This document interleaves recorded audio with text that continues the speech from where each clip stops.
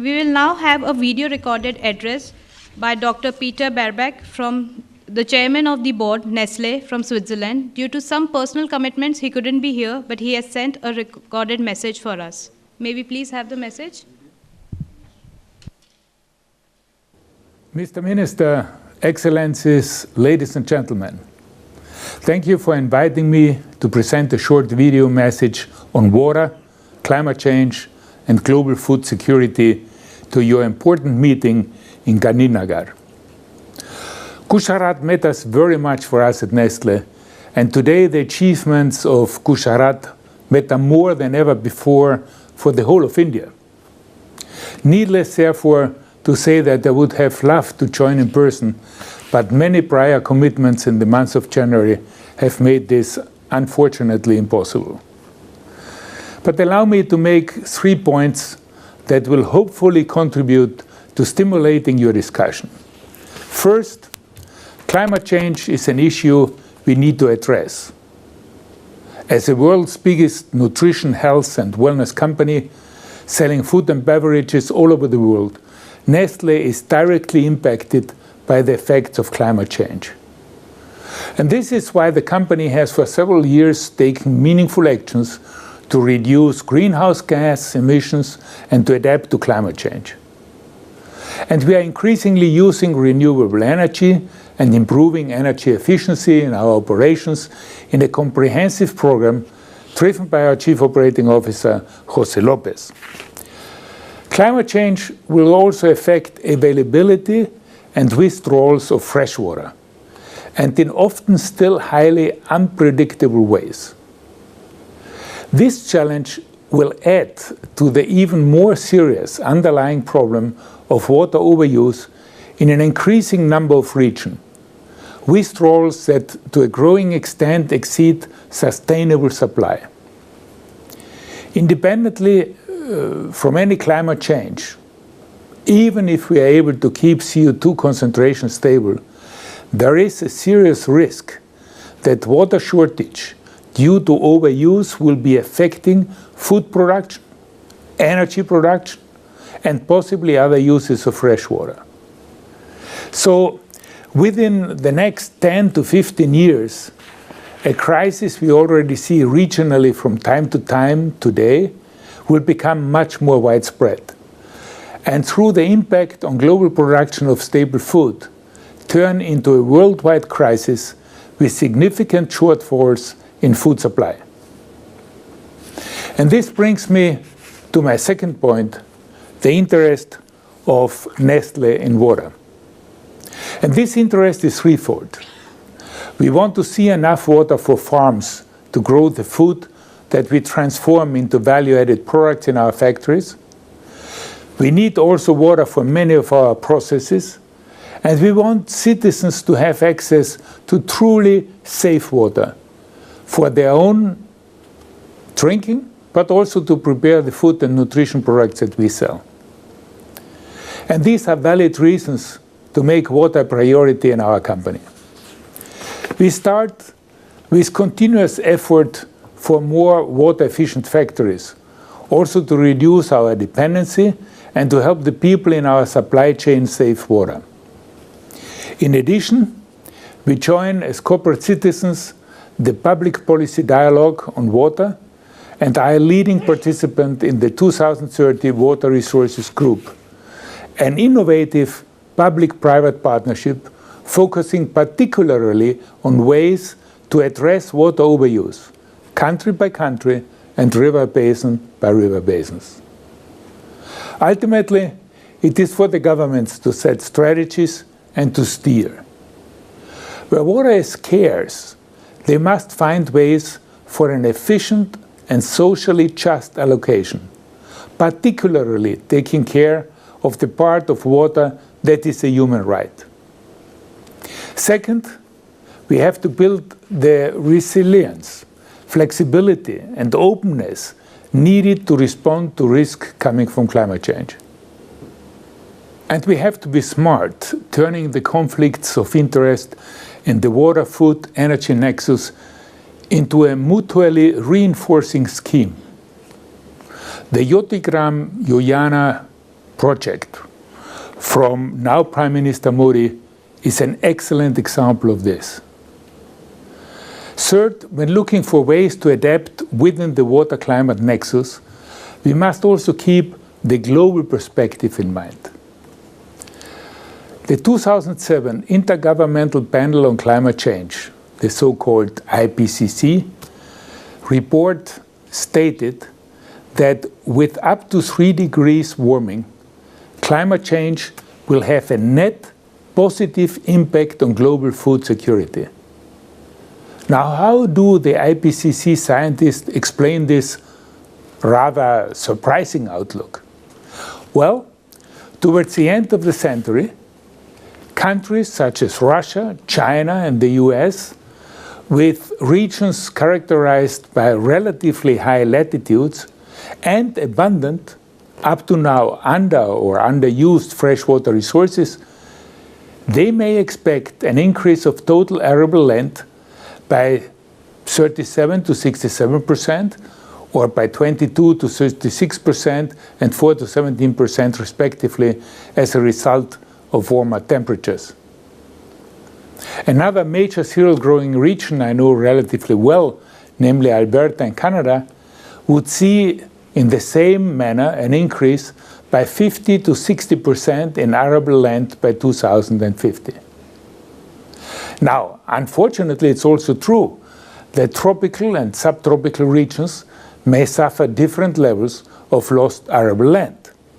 For example, South America may lose 1 to 21% of its arable land area, Africa between 1 to 18%, and Europe between 11 and 17%. India, by the way, would lose about 2 to 4%, so it's a minor impact only in India. But as I said before, the net outcome will be positive, and it's hence imperative to open global markets for agricultural products in order to take advantage of this opportunity and to allow swift adaptation to a possible change in geographic patterns of growing basic foodstuff. So, ladies and gentlemen, Mr. Minister, let me close by wishing you a very successful meeting. I'm indeed looking forward to hearing about the outcome of it from my Nestle colleagues who are with you in Gandhinagar to be a part of your important discussions. I wish you great success, and I'm looking forward to hear from you. All the best. It was a great message indeed. We thank Dr. Peter Brabeck for that. Moving forward, we would now have the panel discussions of the seminar, and it will embark hereafter. But before we begin, it is important to understand the rationale for organizing a seminar on water security, climate change, and sustainable development. Who better than the main person behind this seminar can explain us this? Professor Asit Kumar Biswas. Professor Asit Kumar Biswas is universally acknowledged to be one of the world's leading authorities on water and environment management. He is a co-founder of the Third World Center for Water Management in Mexico and is a distinguished visiting professor. He was a member of World Commission on Water and a founder of the International Water Resources Association and the World Water Council. He has been a senior advisor to 20 governments across the globe and heads to 6 United Nations agencies. Sir, may I please request you to take over and give us the insights for the seminar. Thank you. Thank you very much, Rini. Distinguished guests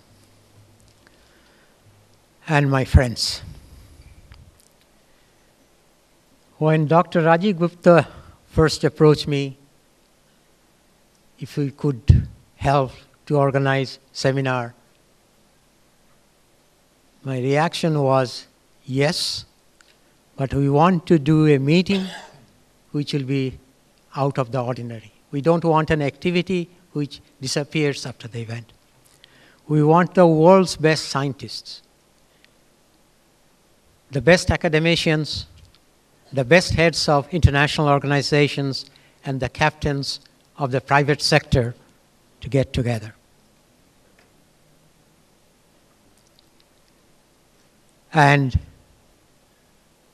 we invited people because who they are, because of their contributions, And I'm pleased to say, without any exception, all the ones we invited accepted our invitation. I just want to share with you the caliber of the people we have here. Normally, at any moment in time, you will not find in the same continent. We're lucky to have them in one country, let alone in one city. So we have an eminent group of people, and you'll be hearing from them their views, their prognosis, and their solutions for the problem.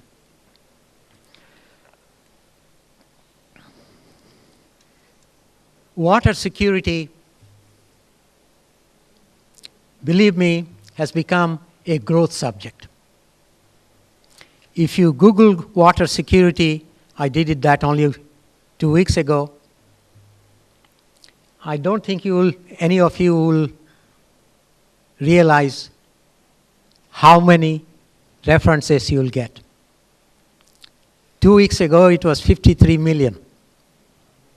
53 million. It's a truly growth industry. I hadn't done that for 18 months ago. Last time I did was 18 months ago. And at that time, it was only 26 million.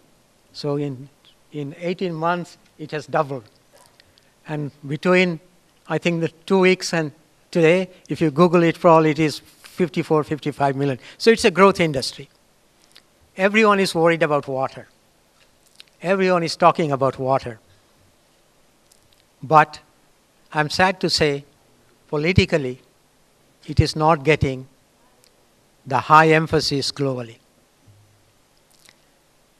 All the work we have done, we have come to the conclusion the world is not facing a water crisis. Even though everybody is talking about there's a water crisis, or there'll be a water crisis 10 years from now, 20 years from now. If you look at the UN reports, they'll show you the number of countries that were red, which was water crisis 30 years ago, 20 years down the line, more of countries, more areas becoming red, by 2030 more, by 2050, even literally the whole world. The work we have done shows quite categorically that world is not facing a water crisis, but what we are facing is a management crisis. There's no question. I'll sit down with any one of you at the back of the envelope calculation and show it to you. India does not have a water problem. Not only now, but in 2050, when you expect the population of India to be about 1.75 billion people. We can have, if we get our management practices right, we can have enough water for drinking, enough water for energy, enough water for industrial purposes, agricultural purposes, and the environmental flows. But it will need a major changes in mindset of the people. And I'm glad, Minister, you mentioned the literacy part. We have to make people aware. And I'll share with you an anecdote. My long discussion with Lee Kuan Yew, who made Singapore what it is today. I asked Mr. Lee Kuan Yew, what was the biggest challenge he faced to make Singapore what it is now compared to what it was in 1965? Go back to 1965. The water management in Singapore was worse than Delhi. Worse than Delhi in 1965. Move forward 20 years, Singapore had become one of the best. 30 years down the line, Singapore is the best in the world, if not the best. The Danish minister pointed out correctly, the water losses are only 5%. Well, Singapore has got even better. Tokyo has got even better. Tokyo has got 3.7%. And the point you made, sir, the biggest problem India is facing, you mentioned 35 to 60%, those are conservative figures. Those, in my view, when I look at it, they range from anywhere in the large megacities. If you're losing unaccounted for water, 40 to 45%, you are doing very well. In some cases, they go up to 65%. Think for a while. We produce water. 2/3 does not reach the consumer. And the sad part is, we have in India or all over the world, or all over the developing world, we have major investments in water. Take Delhi Jal Board. We have a multi-billion-dollar investment company. One of my students at Singapore, under the Right to Information Act, filed to get the necessary information. When we saw the information, and it was very difficult, believe me, to get the information. All the deadlines, we had to threaten them with all the things for not giving us the information.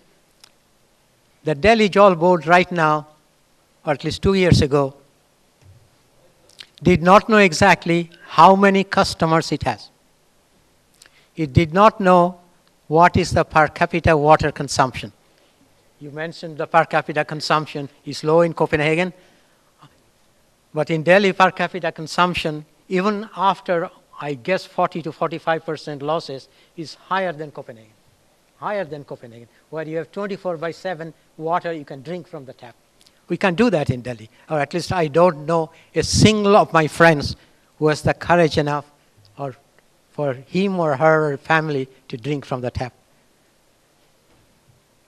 So it's not that the Delhi's water problem cannot be solved. I can show it to you with the right policy framework.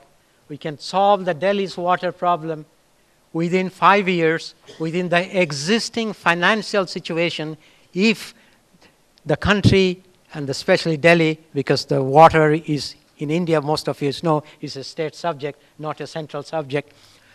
If Delhi or Kolkata or Chennai or Mumbai take the right policies, the problems can be solved. So it's not the question of technology. We have more than technology. We hear you listen to Peter Brabeck. He's one of the most remarkable person I have ever met. Most of you, we have Sanjay Khajuria here who will tell us a little bit about Nestle. But let me tell you, we have a Swachh Bharat campaign. I think, believe me, in my view, it should have been 30 years ago, not now, because it would have been much easier by now. But look at one of the things that bothered me when I visited the Nestle factory in Moga in Punjab. 4,000 people working in a campus. Within that campus, in Moga in Punjab, you'd think you are in Switzerland. Everything, or in Copenhagen, everything is in shape. If you're talking of Swachh Bharat, it is way above that, whatever you want. 4,500 employees. At that time, only one was an Australian. The rest are Indians.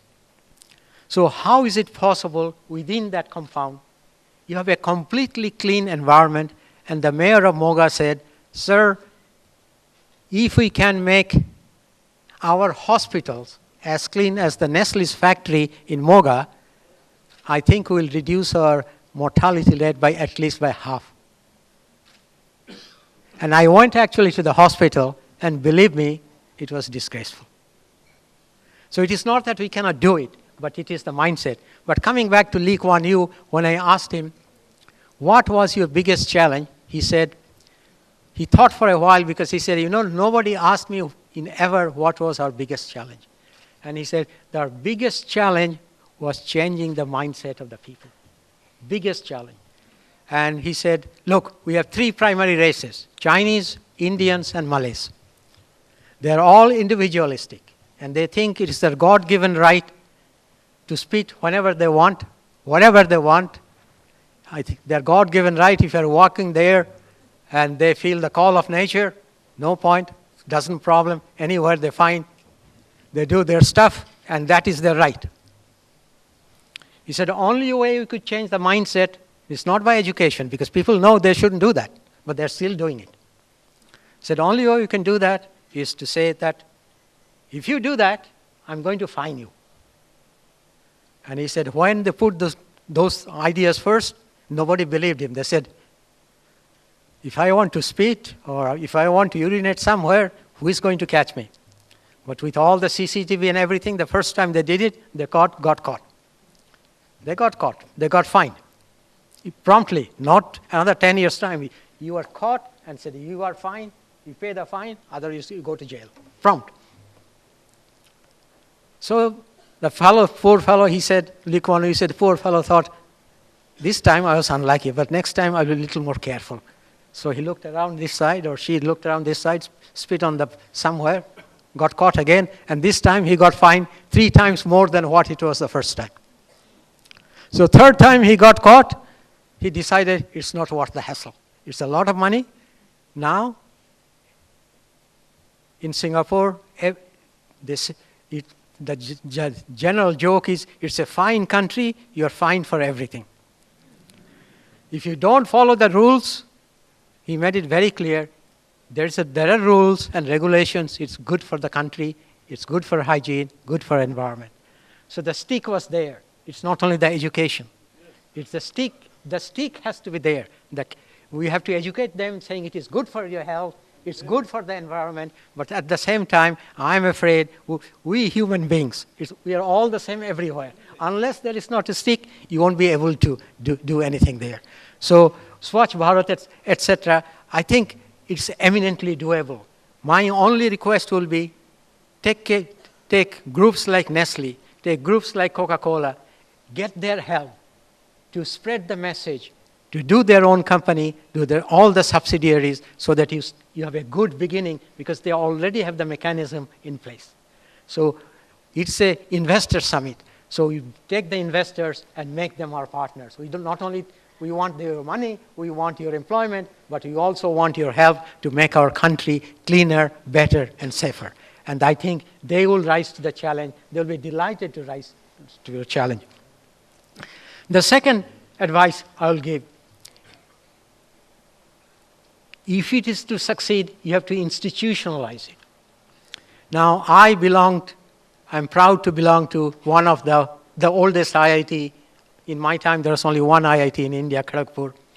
And I served in a various capacity of that IIT. And I was there last week. And I talked to the IIT director. And I said, you have 20,000 people within the campus, 20,000 people within the campus. You have your own dedicated water supply system. The people are your employee. They are your housing, the staff have the housing, the students stay there, so everything is under your control. So can you take IIT campus as a one unit of, say, let's say, Swachh IIT campus. And we try to have a water supply system which is sustainable.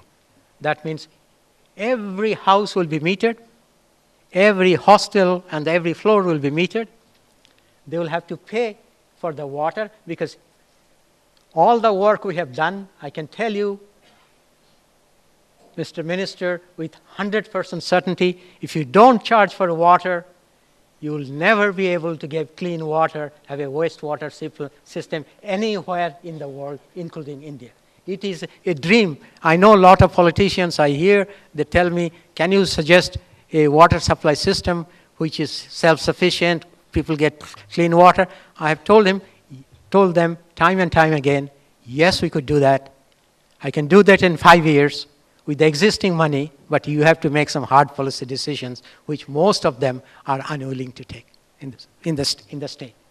So without pricing, you won't be able to do. In fact, we are declaring carrots first, stick will follow. I am delighted to hear, Minister, you are speaking my language. So those things can be done. So India, believe me, India does not have a water problem. So if people tell me, how will you solve, we have, in fact, in the Ganges Basin, if you look at the Ganges Basin, we have more people in the Ganges Basin, Ganges-Brahmaputra Basin, in India, Bangladesh, Nepal, in that basin, than the entire sub-Saharan Africa, more poor people. So they ask me, how would you feed these people? We have to increase their food level, we have to increase the nutrition level, we have to, and then we have another 500 million people coming within the next 30 years, 35 years. How will you provide water for all that? Well, the answer again is very simple. At least on a piece of back of an envelope, I can give you the answer very simple. Right now, half the fruits and vegetables produced in India never reaches the consumer. 1/3 of the cereals never reaches the consumer. If I compare, that is the losses, India, looking at India and China, we are doing a lot of inter-comparison studies between India and China. India beats China hands down on food losses. That's not a very good thing, but that also shows the tremendous potential we have. The second thing is, if you again compare India with China in terms of food, because if you have 1.7 billion people in 2050, their food needs have to be met, their nutrition needs have to be met. Okay? Yet, if I look at the yields of the productions of rice and of all variety of main crops, the average yield is 1/3 that of China. So I'm not saying we go to what the Americans are doing, what the Japanese are doing in terms of production, in terms of yield, but can we not the next 20 years get to even the Chinese yield? If we go to the Chinese yield, if we could reduce the food losses, we don't have a water problem, we don't have a land problem, we don't have many other problems disappear. So the question these days is not to look at water unilaterally. How do we look at water, food, energy, environment all together? And that is a very difficult problem because globally, last 500 years, we have moved on the basis of reductionism. When the problem became serious, we reduced the problem, we tried to solve it. To give you one example, in 1972, when the UN held the first environment meeting in the conference, in 1970, there was not a single country in the world that had a unique environment department. In 1970, not a single one. By 1992, when the Rio meeting was held, there was not a single country in the world that did not have an environment department. Does it mean in 1970 no one was looking after environment? No, they were being looked after, but by the other departments. But when we created the environment department, what is happening, and I was the Director General of the Environment Department of Government of Canada, what happens? I'm giving you my own reaction to what happens in the real world.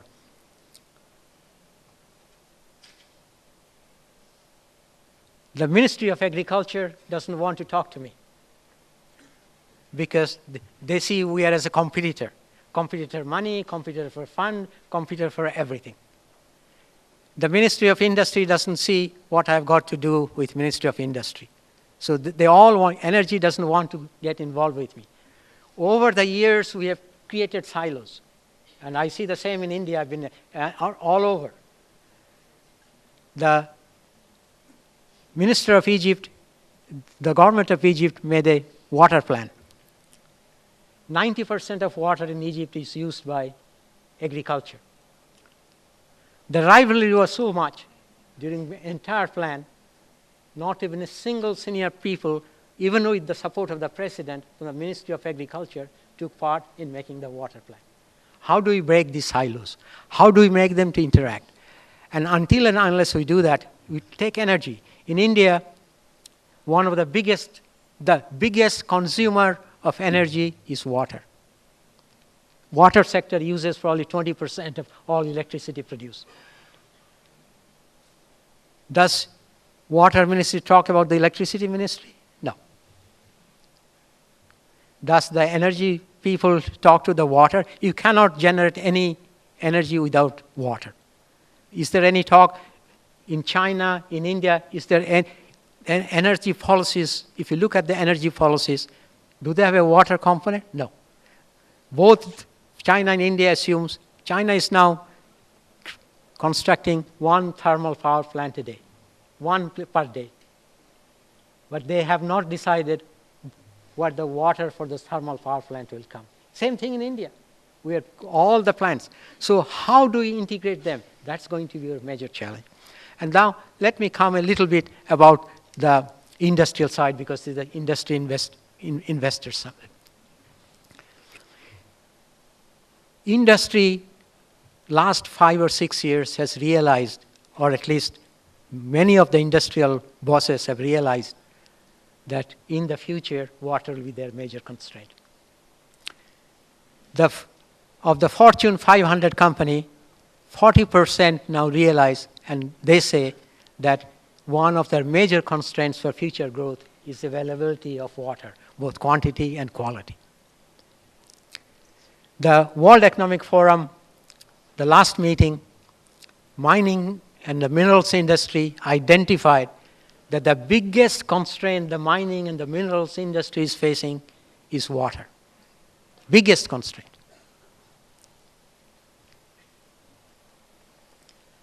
If I look at it, last year Barrick Gold spent $5 billion to develop a mine in Pascualama.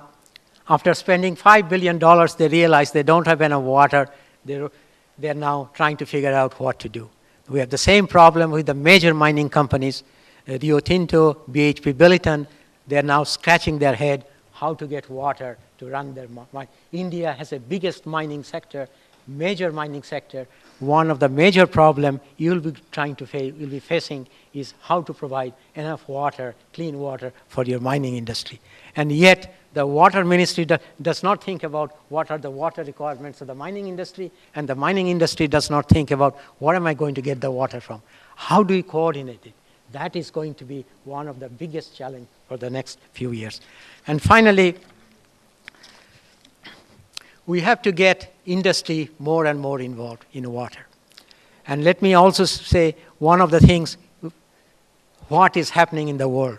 Many people, you see, the global paradigm and R&D has completely changed. Completely changed. Most of us in the academia or government or industry even do not realize how it has changed. The R&D budget, and I'm giving Nestle as an example because I advised the chairman of the board. Nestle's R&D budget is now running at $2 billion a year, $2 billion. I don't know a single university in the world whose entire R&D budget runs $2 billion. All I know is I can predict Nestle, IBM, General Electric, GE and IBM are spending over $5 billion a year on R&D. There's no university, Harvard, Oxford, anywhere that has those type of funding. So most of the innovations are now coming, in the areas, are likely to come from industry. It has pluses and minuses. Minuses, industry is spending an enormous amount of money on R&D. They want a return from it. Until the patent is ready, you really even do not know what they're working on. I can tell you all the calculations that have been done in India on the agricultural water requirements in 10 years' time. The question you'll ask is, why were you so dumb to overestimate such requirements? Because things that are happening in R&D in the private groups, like in Monsanto, Syngenta, few others, they're going to completely revolutionize in terms of developing agriculture with saline water, drought-resistant seeds, flood-resistant seeds. They're going to completely revolutionize. Most of us even don't know about it. So we need to look at how science and technology is going to change the water scene in the future. If you look at the change of the water scene in the future, if I was giving this talk 20 years ago, I'd have said we are going to face a major water crisis for everything. Now, my tune is completely different. The problems are solvable. You mentioned, Mr. Minister, you are an optimist. I will go a little bit less. I will say I am a cautious optimist because I don't know how the people, whether I can change the mindset of the people as well as I can. So as a scientist, I can see everything can be done. I'm a pure optimist. But as a realist, I have become a cautious optimist. And finally, let me just end with a quote, one from my favorite poet, W.H. Auden. He said, "Thousands have lived without love, but not one without water." Thank you very much.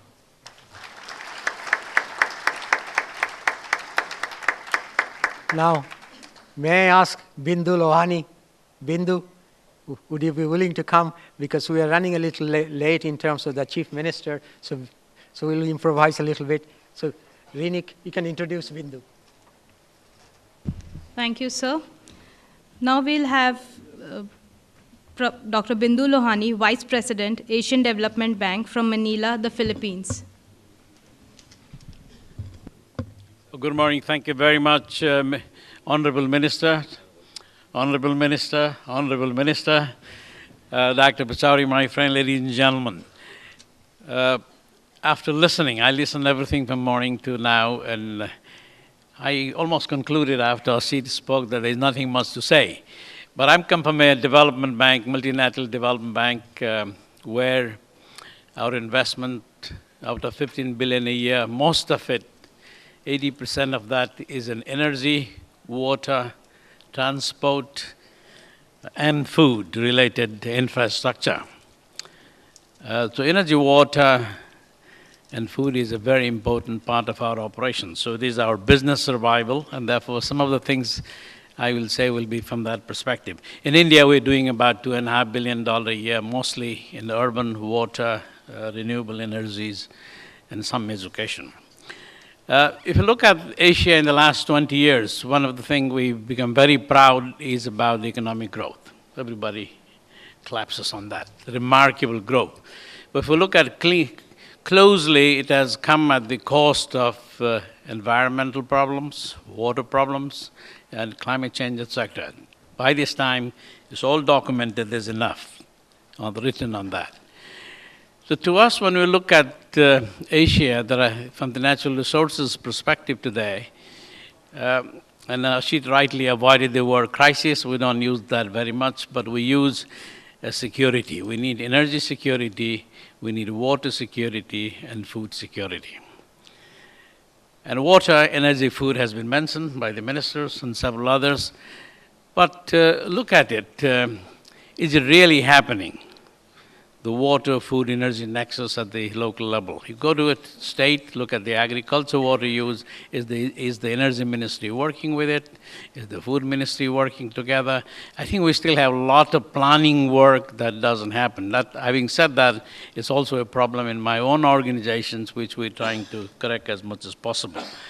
And at the top of that, what's coming with the climate change, which crosses all these. So we take this as a cross-cutting issue to the energy, water, and the food issue to make it sustainable. One of the things we do is take a look at the Asian Development Water Outlook. Asit was involved in the first outlook, and we did recently the second outlook. The second outlook was focused on security.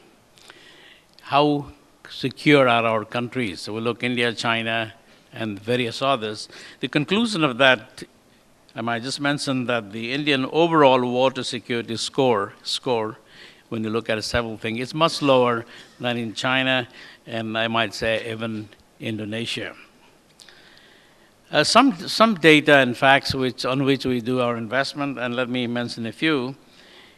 The water, if we had to meet all this water demand supply, if we look at the water supply demand data and make a view of it, about 20% you can really gain by being productive in the agriculture sector. You may be able to add another 20% to the business as usual scenario. But to meet all the need, we need to think differently. And this is what Asit was saying. We need to look at the demand side management, the management issues, and at the top of that, think it totally differently, making the use of the latest technologies that's available. Now, if you look at the water availability cost curve, one of the things we do in the bank is what is the most optimal way to be able to get those water? Now, in the case of India, 80%, we know 80% of the water demand is from the agriculture. And therefore, 80% of the cheapest solutions to close the base cost demand-supply gap also lies in agriculture. If you look at the increase in yield, and Ashit, you mentioned that when I look at compare with China, the production per hectare, there's a ton per hectare, is about varies from 1.5 to 5 times lower than China. What it means is there's a lot of opportunity to increase productivity by using the same water. A common thinking that we do when we go to some state where we work here is how to produce more food, how to use less energy, how to use less water, and still produce more yield. So there's a lot of potential that we need it. I've been thinking that India probably needs another green revolution, just taking this water, food, energy as the nexus. Now, if you look at China, the Chinese need today is already in the urban and the industrial side.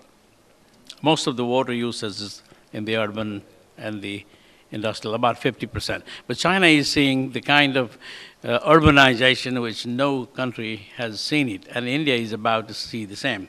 So our prediction is by 2030, India would have about at least 50% or more than 50% of the water need will be in the urban areas. So you have the current 80% water in the agriculture having to tackle that 50 to 60% water need in the urban sector. So what do you do? Look, just for comparison, Osit mentioned a lot of data between China and India. If you look at the non-revenue water, which has been the point of discussion here, India said around 40, 41, 42, depending on how you look at it. China does it in about half, 21%. Singapore, as it mentioned, 5%, Japan 3%. So it is doable. Share of energy costs related to the water utilities is about 43% in India, it's about 13% in China. Water metering, about 30-40% here, in China close to 100%. So if it is China is looking for 24/7 water, we don't have it here. So there has to be these kind of commitments at the top. Do we want to make these as the target to move ahead?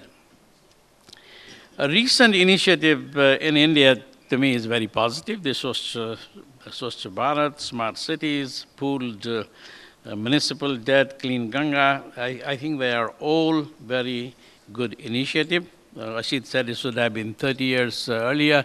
But to me, based on our own experiences in the region, implementation all the way at the local level is really a challenge. And this is where the institutions need to get up. On the climate change side, Dr. Pachauri gave a lot of information. There's one work we've been doing at the Asian Development Bank is what kind of GDP losses are we having because of the climate change? And recently we completed such studies. For Southeast Asia, it's about 6.7% of the GDP. This was a number that really I could use it, talk to the finance minister. Look, what good is it if you're growing about 6% and then your climate-related losses is going to be about 6.7% GDP. South Asia is the highest, and that includes India, is about 8.8%. So we do need to make such analysis to be able to bring it and into the decision-making of the government at the finance ministry level. And that's the kind of dialogue we're having at the moment. Dr. Pachauri mentioned about the likely impact in agriculture. I'm not going to mention about that. But as a banker, I would like to do a lot of projects on adaptation and mitigation. We're very successful in doing the mitigation project, the solar, the wind, energy efficiency, etc. But there is very little information, and there are very few ready-made projects on adaptation related to the water, related to agriculture, you name it. There's not that much work that has gone into. Money is available nowadays. We have the Global Climate Fund, which should have $10 billion. We have about $1.7 billion of a climate investment fund, and on and on. And I can remember another $200 million urban resilience fund. What's not helping us is there are not enough good, well-prepared projects on this side. I think this is a challenge for all of us. So against this background, some of the things I would boldly say today that we need to focus on, and some already mentioned by Ashit. To me, one has to make a national policy to say, I want to go 24/7 water, drinkable water. What good is providing water which is not drinkable, and then people will start boiling it, help the bottle industry, etc. I had done research when I was in the academics, when we brought some water to the villager, untreated, not drinkable water, but it was access issue. By the time they drank, it was even more polluted, and it wasn't doing any very good. So I would say 24/7 drinkable water is essential. What is so difficult to tackle this non-revenue water losses? I think it's a matter of determination. We got to do it, we can do it. The engineering solutions are very easy. The pricing issue was raised by Ashit, and the minister quickly said carrot is important to, for a development bank, when we go and talk about the tariff issue, we talk carrot and stick both. We need to provide the money initially. Some subsidy is okay, but eventually we need to get out. The third thing that we need to change our mindset on is water is not a one-time commodity. We just don't have the luxury to use it just for once. The business of treated wastewater is an increasing field. It is happening very big in China. They're using the treated wastewater for cooling industries, either used in industries for cooling power plants, and sometimes it is a must. They are required to use the treated wastewater. It's a business I have seen in some cities in the Middle East. The revenue sometimes is more than the water revenues. So this is an area which I think we need to look at it very, very carefully. Use of technologies. If you come to my building in the Asian Development Bank in Philippines, all our urinals are water-free. It is doable. Similarly, you can also think about similar waterless toilets, etc. There are other technologies converting waste to energy, which investment on that we do quite a bit. There's a lot of potential we see to do that in this country as well. River cleanup works, we have done some. Our experience is it needs a determination of and creation of a river basin authority. It is not only a cleaning as an issue, but it's also the optimal utilization of the water of the river system. And for that, water resource allocation, including water management, are very, very important. And my last point is going to be water literacy. I'm happy to hear from the minister the program for water literacy. I do remember giving a talk in Manila to our grade 5 and grade 8 students on water.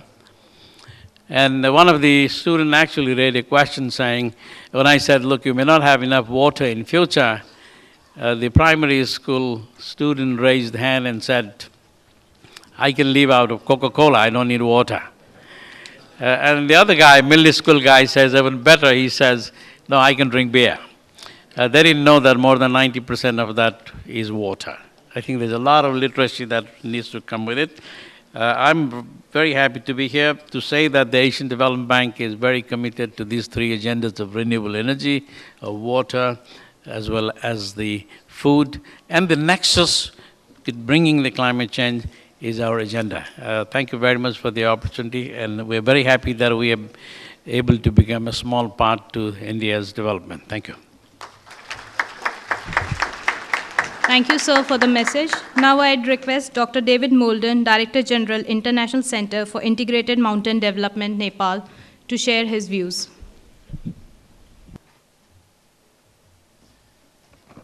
Honorable Ministers, Dr. Pachauri, Dr. Biswas, Dr. Gupta, dear colleagues, what I'd like to do is bring you to the mountain regions, as I believe the mountains, the Himalayas, have a special role in providing water security. Could I?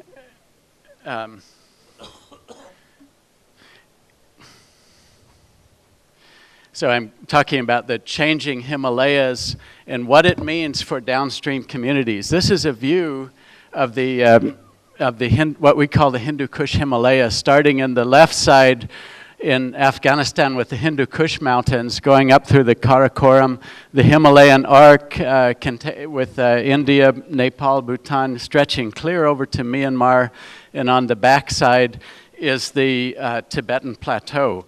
This is not so many people living there, about 200 million people, but this is the storehouse of many of our natural resources for the future, the forests, the energy, the biodiversity. Not only that, there's a huge amount of cultural diversity, and as I think Indians are well aware of, the spiritual value of these mountain areas is extremely high. But it's an area that is very much under threat with climate change, and there are some serious questions about water security when looking at these mountain regions.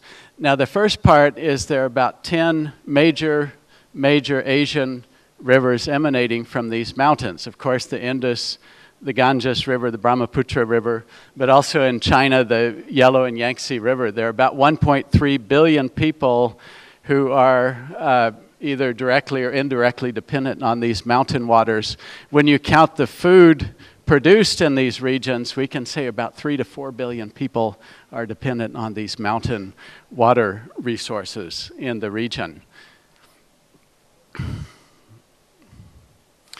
This is a photo taken when George Mallory was attempting to scale Mount Everest in 1921, taken from the Tibetan Plateau side, and a wonderful photo taken by David Brashears about 88 years later. And I'll do that again just because it is so striking. What you have to do is you have to keep your eyes on a certain point in that photo and watch what happens to the glaciers over that period of time. It's rather stunning, the retreat, both horizontally as well as the volume decrease in those glaciers. And you'll notice what's left behind is what we call a glacial lake. Now, in India, there are about 550 of such glacier lakes. 30 of them are quite dangerous. There are about 9,000 of these glacial lakes in mountain regions. And they're basically a natural dam is holding back the water. The lakes are getting bigger and bigger over time, and there's a huge emerging threat due to climate change of what we call GLOFs. That's a glacier lake outburst flood starting in these mountain regions. So one of the big questions is what is happening in the mountains due to climate change? So the first thing are the glaciers, but there are other impacts of climate change in mountain regions. We see, for example, permafrost melting, and that's destabilizing some of the steep slopes in mountain areas. So we're possibly causing more and more landslides in the areas. Temperature is rising faster at higher elevations, and that's also exacerbating climate change. Local people are directly dependent on these snow and ice resources. We know more and more about glaciers, but we don't yet know enough about other water balance components. The rainfall, the snowfall, and the permafrost in the region, and we need some more science to do that. But a big question then is, in the future, what will happen to our water resources with climate change? And we do say about 20 years ago, the information was quite scant on what's happening to the glaciers, to the high mountains. We have very few weather stations, for example, at high elevations. But now we're getting a much better picture of what's happening with climate change. So if we go to the west side,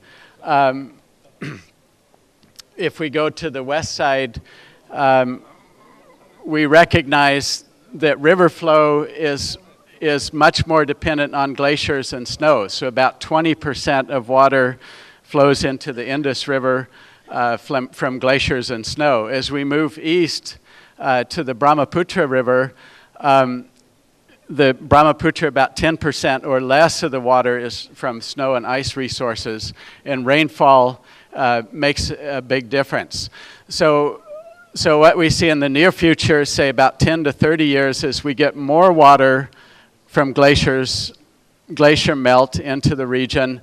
However, in the long term, what we see is the precipitation on an annual base actually increasing. So the two, our models show, compensate for each other. And that's good news because in the long term, we probably won't see a huge change in the volume of water resources. Now, Dr. Pachauri mentioned extreme events. Right, so that's what we have to be worried about in the mountain region, is the extreme events, the flood events, and the drought events in the Himalayan region. By the way, we have new data on the number of glaciers, about 56,000 glaciers in this region. They hold about 6 cubic kilometers of water, and that would irrigate the world about 2.5 times over. So what we need to be concerned with then are the floods and the droughts in this region. So I mentioned before about the glacier lake outburst floods, but in addition to that, there are many flash floods happening in the region. We see big, huge riverine floods that also are potentially occurring. Now I had somebody from, with the last few years, if we think about it, we had the floods in Uttarakhand, last year floods in Srinagar. Sir, sorry, we'll have to interrupt you. Okay. Honorable Chief Minister. Okay, should I then stop now? Ladies and gentlemen, may I have your attention, please? The Honorable Chief Minister of Gujarat, Srimati Anandiben Patel, is here to bless us and to grace the occasion.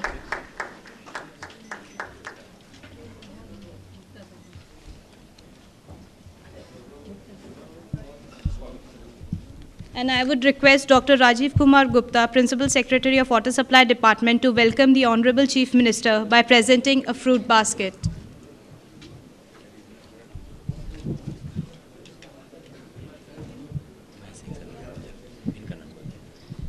Shri Mahesh Singh will greet.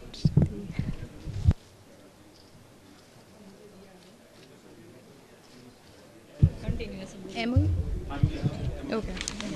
Now, in the gracious presence of our Honorable Chief Minister, we would proceed for the signing ceremony of the Memoranda of Understanding. We would like to tell you, in all, 10 Memorandums of Understanding will be signed here in her gracious presence. The first is MOU between the Third World Center for Water Management, Mexico, and the Gujarat Narmada Valley Fertilizers and Chemicals Limited, GNFC, for strategic partnership. And the signatories are Professor Asit Kumar Biswas for the Third World Center for Water Management and Dr. Pankaj Jani for GNFC.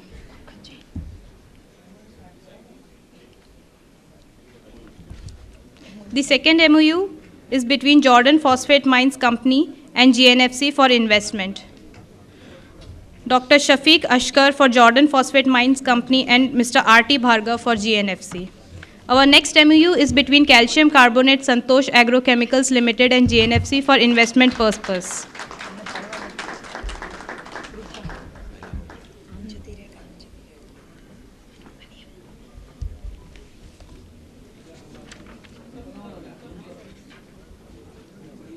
Mr. Viral Ajmera for Calcium Carbonate Santosh Agro and Mr. R.T. Bhargav for GNFC. MOU between Terry University, Delhi and Climate Change Department and Water Supply Department, Government of Gujarat for strategic partnership is our fourth MOU. Dr. Arvind Mishra for Terry University and Dr. Anand Janjala for Government of Gujarat. The fifth is between Grundfos Pumps India Limited.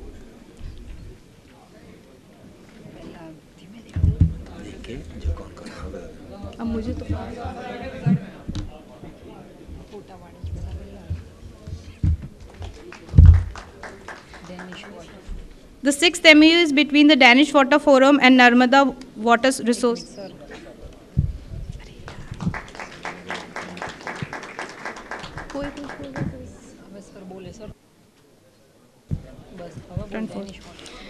The fifth is Grundfos Pumps India Limited and Narmada Water Resources, Water Supply and Kalpsa Department, Government of Gujarat in respect of investment. The sixth is Danish Water Forum and Narmada Water Resources and Water Supply and Kalpsa Department, Government of Gujarat for strategic partnership as well. Mr. John Jensen for Danish Water Forum and Mr. Ravi Solanki for Government of Gujarat. Our seventh MOU is between Joint Association of EVA RKY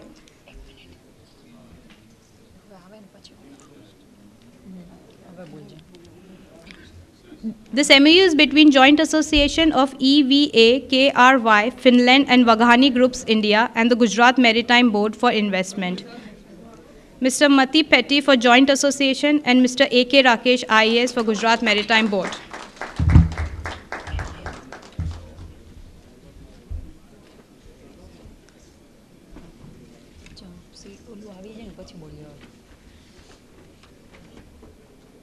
The next MOU is between Adani Ports and Special Economic Zone Limited and Gujarat Maritime Board for the purpose of investment.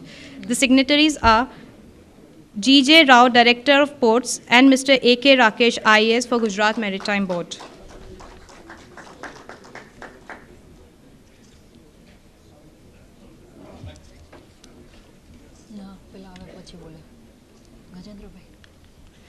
The ninth MOU is between FWMIP of Finland and Environment Department, Government of Gujarat for the strategic partnership.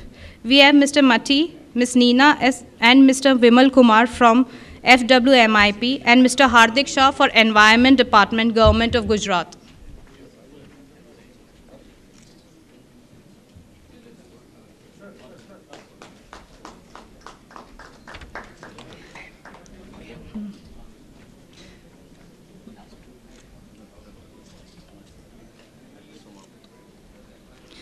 The last MOU is between Zoologica Zaharda, the Prague Zoo and Forest Department for strategic partnership. Mr. Mirsula Bobek for the Zoologica Zaharda would represent the Prague Zoo and Dr. C.N. Pandey, IFS for the Department of Forest, Government of Gujarat.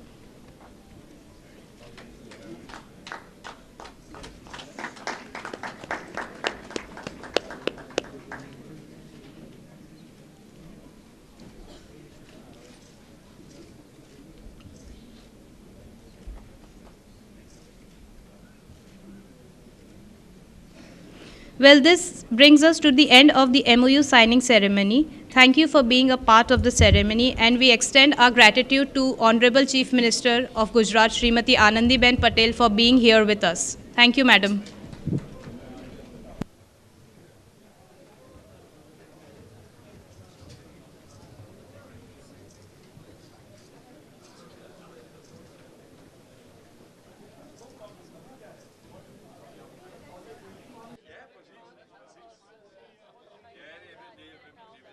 એવું કર્યા છે water treatment plan, bulk supply, forest અને મેરીટાઈમના બધા MOU થયા છે.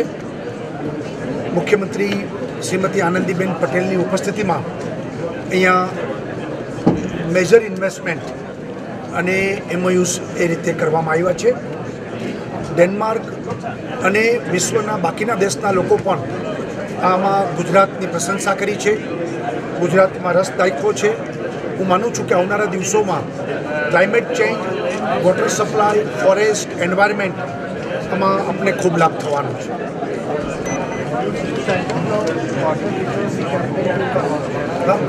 પ્રકાશ જાવડેકરે water સાક્ષ એટલે water save water અને એ માટેનું કેમ્પેઇનનું એમને જાહેરાત કરી છે. હું પણ માનું છું કે આવનારા દિવસોમાં પાણી ખૂબ મોંઘું છે, ત્યારે એ બચાવવા માટે પણ એક કેમ્પેઇનની આવશ્યકતા છે અને વોટર લોસીસ એ અટકાવવા જોઈએ. આપણે ઘણી બધી કંપનીઓ થયા છે અને ખાસ કરીને હોલેન્ડ મહત્ત્વની અહીંયા જે ફોરેનની કંપનીઓ છે, લોકલ કંપનીઓ છે, GNFC અને એ લોકો પણ કર્યું છે. એટલે 74 થી 76 આખા આપણે MOU કર્યા છે. કોંગ્રેસ તો ફ્રસ્ટ્રેટ છે. દુનિયા આખી આ 2 દિવસથી આપણે જોઈએ છીએ કે ગુજરાતમાં રસ દાખવે છે.